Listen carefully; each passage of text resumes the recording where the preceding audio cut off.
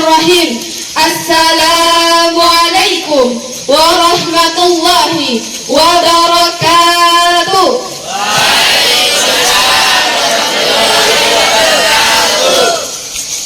Pagi-pagi makan cermek, sekali lagi kurang rame. Assalamualaikum warahmatullahi wabarakatuh. Waalaikumsalam warahmatullahi wabarakatuh. Hamdan wa syukran lillah, salatan wa salaman ala rasulillah, amma ba'du. Alhamdulillah, segala puji bagi Allah Subhanahu wa ta'ala yang telah memberikan begitu banyak nikmat kepada kita, mulai dari nikmat panjang umur, nikmat kesehatan, keberkahan dari Allah Subhanahu wa ta'ala, dan nikmat kesempatan, sehingga pada pagi hari ini kita masih bisa berkumpul bersama-sama di madrasah yang kita cintai ini, di tempat yang insya Allah dilimpahkan keberkahan oleh Allah Subhanahu wa ta'ala. Kita harus senantiasa bersyukur atas nikmatnya Allah berikan kepada kita, karena ketika kita mensyukuri akan nikmat Allah, maka Allah akan menambahkan nikmatnya kepada kita. Sebagaimana firman Allah dalam surah Ibrahim ayat ke-7, la in syakartum la azidakum wa la in kafartum inna adzabi lasyadid. Sesungguhnya jika kamu bersyukur, niscaya aku akan tambah. Tetapi jika kamu ingkar, maka sesungguhnya azabku sangatlah berat. Allah Subhanahu wa ta'ala mengatakan, apabila kita mensyukuri akan nikmat Allah, maka sesuai dengan janji Allah, Allah akan menambahkan nikmatnya kepada kita. Namun sebaliknya, ketika kita mengingkari akan nikmat itu, maka tungguhlah azab Allah akan menimpa kita. Sebagaimana dalam hadis qudsi dikatakan, Allah Subhanahu wa ta'ala memberikan wahyu kepada Nabi Musa alaihissalam, wahai Musa, siapa yang tidak ridha dengan ketetapanku dan tidak sabar dengan ujianku dan tidak mau mensyukuri nikmatku, maka keluarlah dari bumiku dan carilah Tuhan selain aku, kata Allah. Maka hendaklah kita senantiasa bersyukur atas nikmatnya Allah berikan kepada kita.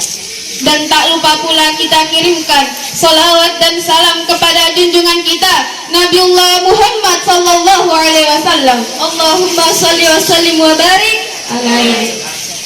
Beliau adalah nabi yang sama-sama kita harapkan syafaatnya di akhirat nanti. Mudah-mudahan kita mendapatkan syafaat Rasulullah sallallahu alaihi wasallam. Allah Subhanahu wa ta'ala menyuruh kita untuk salat, tetapi Allah sendiri tidak salat. Allah menyuruh kita untuk mengeluarkan zakat, tetapi Allah sendiri tidak berzakat. Allah menyuruh kita untuk melaksanakan puasa, tetapi Allah sendiri tidak berpuasa. Namun Allah menyuruh kita untuk bersalawat kepada baginda Rasulullah sallallahu alaihi wasallam, dan Allah pun juga ikut bersalawat kepada baginda Rasulullah sallallahu alaihi wasallam. Dikatakan, ya ayyuhalladzina amanu sallu alaihi wa sallimu taslima. Sesungguhnya Allah dan juga para malaikatnya bersalawat kepada baginda Rasulullah sallallahu alaihi wasallam. Sebelumnya kami ucapkan terima kasih atas kesempatan yang telah diberikan kepada kami, di mana pada kesempatan ini kami akan membawakan materi tentang keberkahan ilmu, angkat derajat manusia. Teman-teman sekalian yang dimuliakan oleh Allah, siapa sih di antara kita yang gak pengen punya ilmu yang berkah? Pasti semuanya pengen, betul apa betul? Betul. Sebab ilmu yang berkah, teman-teman sekalian, dapat memberikan manfaat bukan hanya untuk diri sendiri, tetapi juga untuk orang lain. Ilmu yang berkah membuat seseorang lebih takwa kepada Allah. Contoh, kita belajar ilmu sedekah, berkahnya kita akan jadi sering sedekah. Kita belajar tentang bahaya sombong, berkahnya dijauhkan dari sifat riya dan sombong. Terlihat kebermanfaatan ilmunya. Ketika perintah dilaksanakan, ketika larangan maka dijauhi. Allah Subhanahu wa ta'ala berfirman di dalam Quran surah Az-Zumar Penggalan ayat 9. A'udzu billahi minasyaitonir rajim. Qul hal yastawi alladhina ya'lamuna wal ladzina la ya'lamun innama yatadhakkaru ulul albab. Allah. Dalam ayat ini teman-teman sekalian, Allah memberikan pernyataan dengan tegas perbedaan antara orang yang berilmu dan tidak berilmu. Artinya apa, saudari Mahira? Artinya kualitas manusia dilihat dari ilmunya. Karena segala aspek kehidupan yang kita kerjakan harus dengan ilmu. Mau sholat, ada ilmunya. Baca Al-Quran, ada ilmunya. Duet ceramah, ada ilmunya. Mau nikah, mau dong, tapi belum waktunya teman-teman.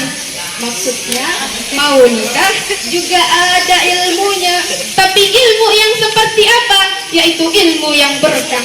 Tapi bagaimana cara kita mendapatkan keberkahan ilmu tersebut, saudari Fitra? Yang pertama yaitu dengan menata hati, dengan niat dan maksud bukan karena dunia, karena Allah dan ingin menjayakan Islam, menghapuskan kebodohan dan kemaksiatan. Tanamkan sikap rendah hati, ikhlas dan ridho. Jangan sampai niat kita belok karena tujuan dunia. Karena kata baginda Rasulullah Sallallahu Alaihi Wasallam, barang siapa yang belajar karena tujuan dunia, maka ia tidak akan mencium bau syurga. Hadis riwayat Ibnu Majah. Bahkan Imam Syafi'i pun berkata, al-ilmu nurun, ilmu adalah cahaya, wa nurullahi la yahdi li-absi, dan cahaya tidak akan masuk ke dalam hati seseorang manakala hati tersebut dipenuhi oleh maksiat. Makanya teman-teman sekalian, kadang-kadang kalau kita belajar tuh susah masuk ke otak, ya betul? Nah, betul. Susah nyerapnya. Maka dari itu teman-teman sekalian, berhentilah maksiat. Setuju teman-teman semua? Setuju. Sekali lagi teman-teman, setuju tidak? Setuju. Mantul, mantap, betul. Kemudian apa yang kedua, supaya kita bisa mendapatkan keberkahan ilmu, yaitu adab. Kata para ulama, al-adab qabla al-ilmi, yakni belajar adab dulu sebelum kita belajar ilmu. Karena percuma gelar berderetan, ilmu bertebaran, duit miliaran, tapi akhlak diabaikan, jangan harap dapat keberkahan. Maka utamakanlah adab. Baik adab terhadap ilmu, terhadap guru, maupun adab terhadap majelis ilmu. Teman-teman sekalian, lalu apa wujud dari keberkahan ilmu tersebut? Nah, orang kalau ilmunya berkah, maka ia senantiasa menjalankan aktivitasnya menjadi mudah, ibadahnya menjadi lillah, dan hatinya menjadi istiqamah. Karena dengan ilmu, yang susah jadi mudah, yang mahal jadi murah, yang marah jadi ngalah, yang jelek jadi indah, yang lelah jadi lillah, yang lillah jadi ibadah. Ajib. Kemudian apa teman-teman sekalian? Orang kalau memiliki ilmu yang berkah akan diangkat derajatnya oleh Allah. Sebagaimana Allah Subhanahu wa taala berfirman, yarfa'illahu alladhina amanu minkum walladhina utul ilma darajat. Yang artinya Allah akan mengangkat derajat orang-orang yang beriman di antara kamu dan orang-orang yang diberi ilmu beberapa derajat. Al-ayah, Quran surah Al-Mujadalah ayat 11. Tuh teman-teman sekalian, diangkat derajatnya oleh Allah. Makanya kita lihat guru-guru kita, mereka adalah orang-orang yang hebat. Dimanapun mereka berada, selalu dihargai dan dihormati oleh banyak orang dengan sebab ilmu. Teman-teman sekalian yang dimuliakan oleh Allah, antum pernah lihat nggak ada ustadz-ustazah yang minta-minta di jalanan? Masa iya? Yang nggak adalah teman-teman sekalian. Betul sekali apa yang dikatakan oleh saudari Fitra, Gak ada teman-teman sekalian.